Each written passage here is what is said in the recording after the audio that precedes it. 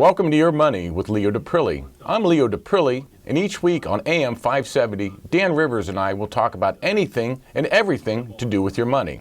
If you ever have questions, please feel free to call me at 330-533-6936, or you can email me at leo@gemyoung.com. Enjoy the show. This episode of Your Money with Leo Daprile is sponsored by Grange Insurance.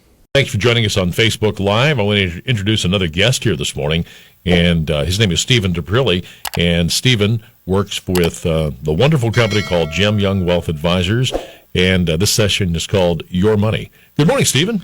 Morning, Dan. It's great to see you in person. Yeah, nice to see you. I haven't seen you for a long time, and filling in for Dad here today, right? Yeah, he's got some stuff going on today, so he asked me to step in for him. All right, very good. Well, we know that he's busy out there taking care of other folks' money. And making sure that folks out there can save a little bit of their money. We're going to talk about a topic that millennials are getting older now, aren't they?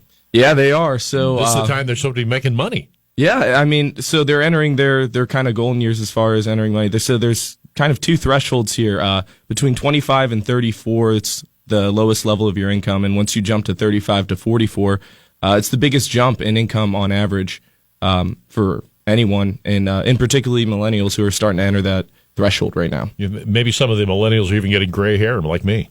Maybe some of them are. They're catching us. In any case, according to the Bureau of Labor Statistics, workers experience their greatest gain in earnings from 25 to 34, and their peak is 35 to 44. Is that just typical across the board? Yeah, so that's a pretty common phenomenon. I mean, I was taught that in college even. It's pretty consistent. What's unique about the millennials in particular, though, if you go back to 1986, the jump between 25 and 34 to 35 and 44 was 16%. That same jump is now 22% for millennials. So their income actually has increased relative to previous generations. Yeah.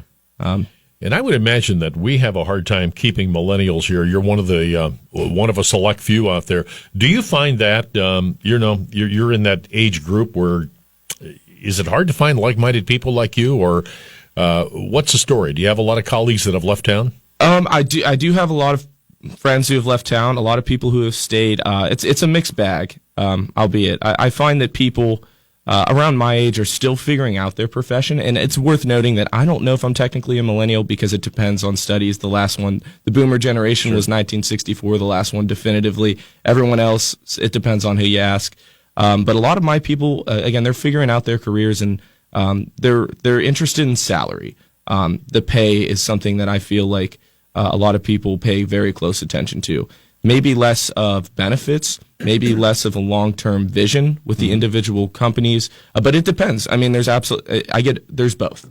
And I ultimately think that's part of the reason why the salaries being pushed up is workers are demanding more pay to stay put in their places.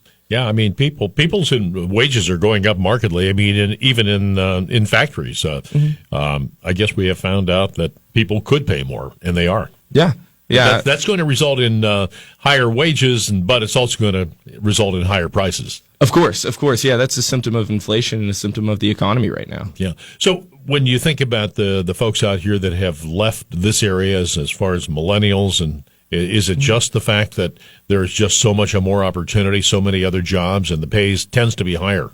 I think the pay tends to be a little bit higher, but I think a big part of it is a lot of people are more interested in working in a corporate environment. With a lot of the capital that they have, it's easier for them to provide benefits and stay competitive in the job market. Youngstown is a pretty affordable place to live, so it's harder for us to necessarily match the number, but the reality of it is the bang for your buck is just as good here, if not better than anywhere. Yeah, and I think sometimes you go in and you're maybe a small fish in a big pond if you go to Columbus and find out that there's a lot of competition there, too. They're turning out students from Ohio State and other universities every day and all vying for those same jobs, aren't they? Of course. There's a lot more. I don't want to say more talent, but more people who have talent. Yeah. So bigger pool. So many millennials' financial situation, you write here that it's not as favorable as they thought it would be. Yeah, the big thing with that is their debt-to-income ratio, to just kind of put it vaguely. And all that means is the stuff you owe versus the stuff you have, or the stuff you get in cash and your paychecks. Points to two different. The article that we're referencing here points to two different things, and I want to add another component that I think is a huge part of this. But they point to later mortgages and later pregnancies, the firstborn. So the average house that is bought for millennials now is at age 33, and the average child that they have at first is at 27. So as opposed to people maybe buying houses in their 20s where they've spent literally a decade paying into that, paying down some of their liabilities and kind of gaining a stronger balance sheet is what we kind of call it. And a lot of them paying down student loans, and now they're going to take on a mortgage loan. They've got children, and then it comes back to daycare, doesn't it? Yeah, Dan, and actually that's the point I was going to make. Is the other component I thought is the most interesting to this is the student loans. So not only is it affecting their liabilities, they might owe money on these mortgages, which, by the way, aren't competitive rates by any stretch of the imagination. Right. Most of the ones I see on average are between 7 and 8%, sometimes higher, maybe lower if you've refinanced. But also that takes away from your ability to save at a younger age. So it takes away your ability to kind of invest in a home and invest for yourself, invest in your retirement. So I think it's really stripping a lot of these millennials financially. So what's daycare costing? I don't have strict numbers, but the one number that I put down here that I think is fascinating is the pace of its inflation. And ever since 2000, it has been double the pace of inflation. So obviously it's more households are starting to have two breadwinners. So it's harder for them to just have one person home taking care of the children. They have to outsource it really, and they have to pay for that. And it's increasing at a staggering rate, the price of that. And if you think it was bad over the past 20 years, I mean, it's got to be bad now with inflation being all out of whack as it is. Yeah, and then you have to weigh the fact: does it really make any sense? Right? I mean, can you make this work if you're out there giving away, I don't know, $3,000-$4,000 a month or something for daycare? Oh, that's got to be the delay in childcare. I have to imagine that plays a role in it. So the cost of childcare and the student loans. Yep. Yeah, I'd say mortgages too. The later houses. Yeah. Those would be the big three things in my opinion. So the 2007-2009 recession, it reduced wealth for a lot of age groups, didn't it? Of course. I lived through it in a sense, but I wasn't an earner. But I do find it fascinating as a case study, and it's pretty impressive how it's really affected people all over the place, and specifically, again, for the sake of conversation, the millennials, they were kind of coming out of college. They were starting their careers at that point, and what happened to a lot of them is they got laid off, they got fired, they couldn't find a job, or they did find a job and they were underemployed.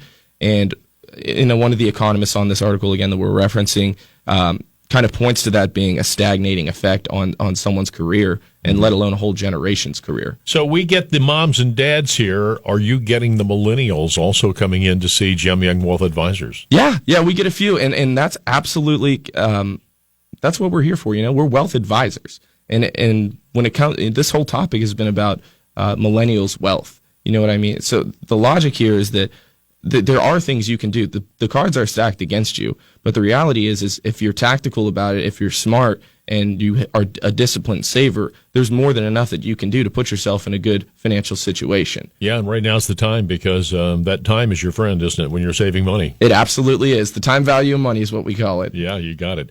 All right, Stephen Daprile, he's the Chief Financial Officer with Gem Young Wealth Advisors, and they're a company that works with a select few people out there. They don't have everybody in the world. They don't want everybody in the world.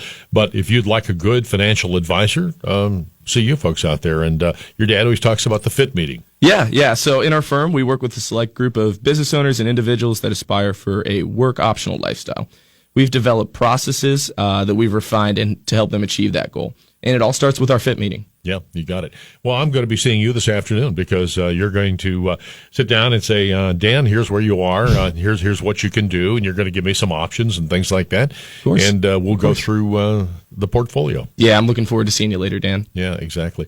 Well, thank you very much for being along. And if you are looking for, just give us a little bit of a wide variety, a 1,000-feet view of everything you guys do at Gem Young Wealth. Well, we're not some things to everyone. We're everything to some people. We try and be comprehensive financial planners, and we deploy our processes, utilize those, and they're tried, true, with decades of back testing on them that ultimately help our clients' lives. Yep. We believe in making a difference in our clients' lives. All right, very well. Gem Young Wealth Advisors. Just search Gem Young, and you can find them. They're in Canfield, and they'll be available to you this afternoon and later this morning here. In fact, you call, get an appointment, and sit down and find out if you're on track for a work-free lifestyle or a work-optional lifestyle, as your dad likes to refer to it. All right, your phone numbers and things? Our phone number is 330-533-6936. Or you can email me at Steven with a PH at gemyoung.com. With a PH, you got to put that in there, right? All right. Millennials out there, if you've got one in your household, then they're getting ready to come of age here, and their high earning years are here. We will, I'll see you this afternoon. I'll see you this afternoon, Dan. Thanks for watching the video. Be sure to like, subscribe, and hit that little bell for notifications. And also make sure to connect with us on Twitter, Facebook, and LinkedIn. For all of your business news, visit businessjournaldaily.com. For all of your arts and entertainment news, go to afterhoursyoungstown.com.